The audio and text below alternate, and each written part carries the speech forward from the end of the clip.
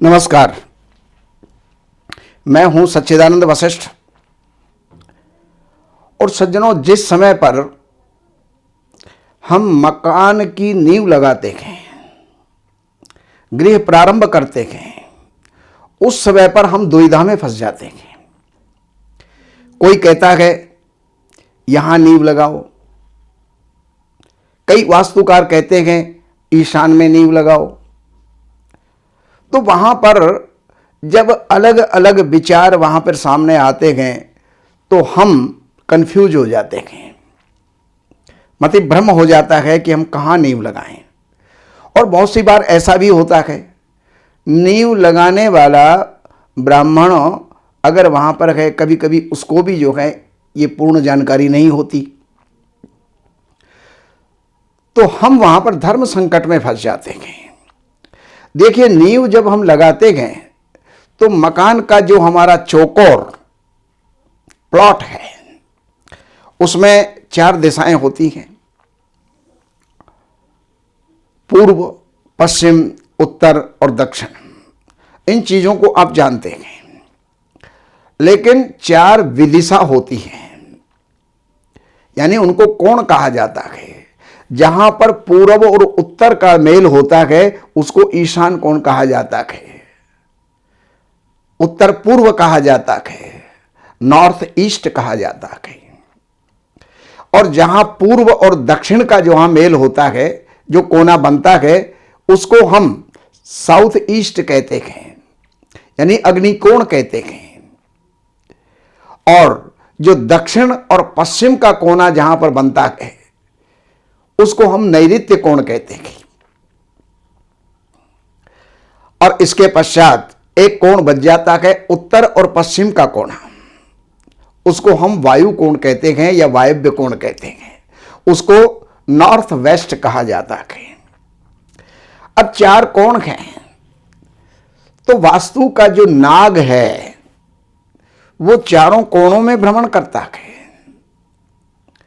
और चारों कोणों के अंदर अलग अलग महीनों में 3-3 महीने वो एक कोण पर रहता है। एक कोण पे मुंह होगा, एक कोण पे पीठ होगी और एक कोण पे उसकी पूंछ होगी। एक कोण खाली खाली रहता है। तो शास्त्र ये कहता है कि जो कोण खाली है उस कोण के ऊपर आप जो है नींव लगाइए, शिलान्यास कीजिए, भूमि पूजन कीजिए। और जहां पर उसका फण है, मुंह है, वहां पर अगर आपने लगा दिया तो अशुभ होता है, क्योंकि जब नाग का मुंह दबेगा तो वो जो है आपको क्षति पहुंचाए बगैर नहीं रह सकता। नाग की जहां पर पीठ है तो वो अगर कोना दबेगा तो भी वो आपको क्षति पहुंचाए बगैर नहीं रहता। और जहां पर उसकी पूंछ होती है वहां अगर आपने दबा दी, यानी वहां पर शिलान्यास कर दिया, तो भी वो जो है नुकसानदायी होता है। फण दाबे तिरिया डसे, जहां पर उसका फण है और वहां पर आपने नींव लगा दी तो उस मकान के अंदर स्त्रियां प्रायः जीवित नहीं रहती।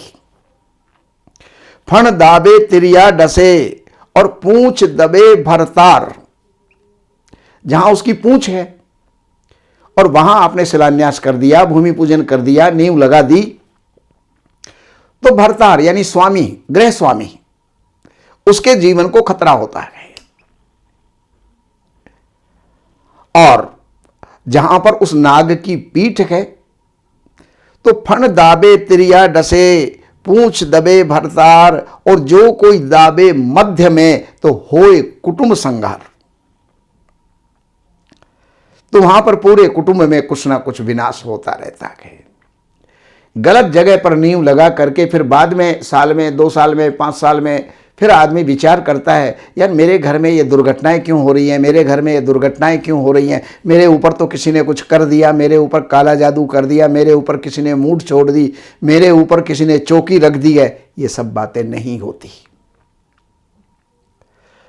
लेकिन अगर आपने नींव ही सही समय पर और सही दिशा के अंदर अगर आप लगाएंगे, और वास्तु अलग है, कहाँ किचन होनी चाहिए, कहाँ पूजा स्थान होना चाहिए, कहाँ दरवाजा होना चाहिए, ये बातें बाद की हैं। सबसे पहले नींव शिलान्यास जो हम कर रहे हैं। अब क्या है कि 3 दिशाओं के अंदर, उस पूरे चौकोर के अंदर 3 दिशाओं को नाग ने पकड़ रखा है। एक दिशा खाली है और वो अलग अलग मंथ में अलग अलग जगह पर होती है। वो मैं आपको बताने का प्रयास कर रहा हूं। सबसे पहली बात यह है कि जब सूर्य सिंह राशि में, या ये कहिए वृष राशि, मिथुन राशि और कर्क राशि में होता है, तो उस समय पर ये 14 मई से लेकर के और 16 अगस्त तक अगर आप नींव लगा रहे हैं तो आप कहां लगाएंगे? उसके लिए बताया है शास्त्र कि केवल नैऋत्य कोण खाली रहता है। तो वहां पर आपको 14 मई से लेकर के 16 अगस्त तक नैऋत्य कोण के अंदर नींव लगानी चाहिए। अब 16 अगस्त के बाद यानी 17 अगस्त से और 3 महीने नाग अलग कोण पर वो जगह छोड़ देता है और दूसरे कोण पर आ जाता है। तो वहां पर जब सूर्य सिंह राशि में, कन्या राशि में और तुला राशि में होता है, तो उस समय पर 17 अगस्त से लेकर के 16 नवंबर तक आपको नींव जो है वो कहां लगानी है? कौन सा कोना खाली रहता है? उसके लिए अग्नि कोण, दक्षिणी पूर्वी कोण, साउथ ईस्ट कोण, वहां पर आपको नींव लगानी चाहिए। अब इसके पश्चात अगस्त तक आप पहुंच गए, तो अब अगस्त के पश्चात आपको जो है नींव जब लगानी पड़ेगी तो 17 अगस्त से लेकर के और 16 नवंबर तक ये जो है मैंने आपको बताया कि अग्निकोण के अंदर लगेगी। अब 16 नवंबर से लेकर और 12 फरवरी तक सूर्य वृश्चिक राशि में, धनु राशि में और कुंभ राशि में होता है। धनु राशि में सूर्य रहता है तब तो नींव लगती ही नहीं है, पौष का महीना होता है। लेकिन जब भी इन 3 महीनों के अंदर अगर कहीं नींव लगेगी तो वो नींव जो है वो आपकी लगेगी ईशान कोण में, जहां सब कोई बताता है। और इस ईशान कोण में लगने वाली नींव के लिए लोग इंतजार करते हैं कि ईशान में कब लगेगा, क्योंकि ईशान कोण सब दिशाओं में और विदिशाओं में सबसे पवित्र और सबसे श्रेष्ठ और सबसे शुभ होता है। लेकिन वहां अगर नींव लगा रहे हैं तो कभी भी आप लगा रहे हैं तो वहां नहीं लगाएंगे। लेकिन वहां पर अगर आपको लगाना है तो 16 नवंबर से लेकर के और 12 फरवरी के बीच में आपको नींव लगानी है, तो आप ईशान कोण के अंदर नींव लगाइए।